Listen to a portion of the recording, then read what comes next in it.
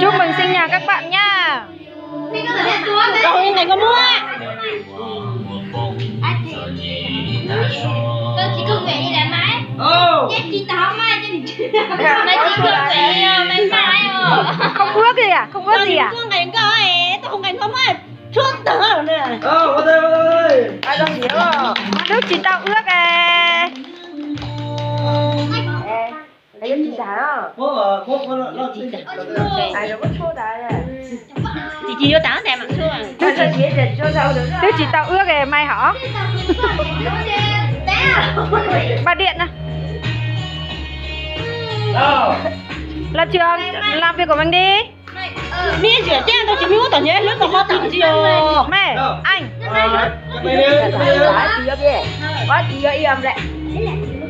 Đi chúc mừng bạn đi. Ra bên kia về.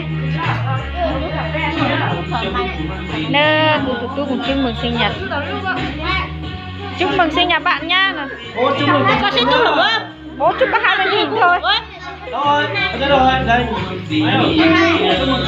Chúc mừng sinh nhật bạn nha. Chúc mẹ là cái nhá. Mẹ, tao tặng cho mày xin lỗi. Xin lỗi. Xin lỗi à bà. Tặng lỗi này chúc mừng đi. Tặng thì nên phải cảm ơn chứ sao lại xin lỗi. Đâu đi nha. Sao bố cái này hơi khỏe à?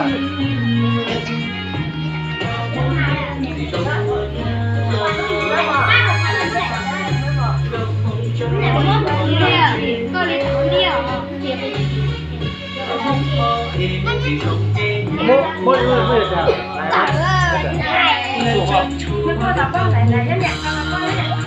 Đã có này à? Cắt dập của nó hấu mà. Đã có này hả? Lại cua nó hấu mà. Cua giống. Chết ý nhục quá.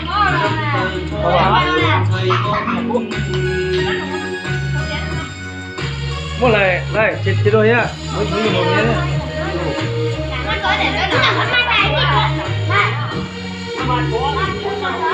Bố ơi, bố này nữa.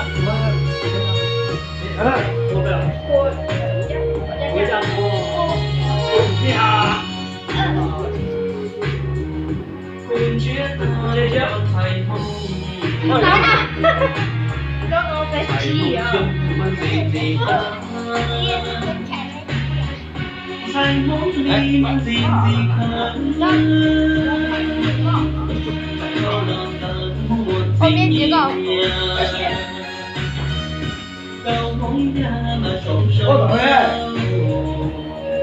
Coi là toàn nhiều chị chưa. Nó phải chạy bùa à? Hả?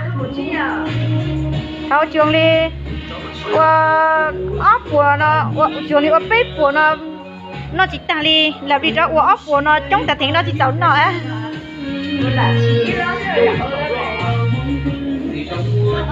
Nó có chị, nó có quýt lại chị đưa ra mồ.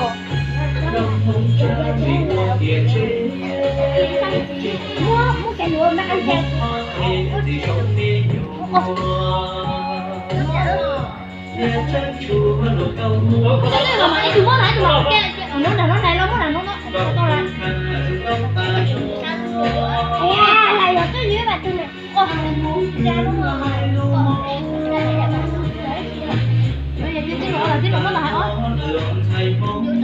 Hỏi cho mẹ. Hỏi cho luôn luôn mà. Để chú chị lo. Nhà có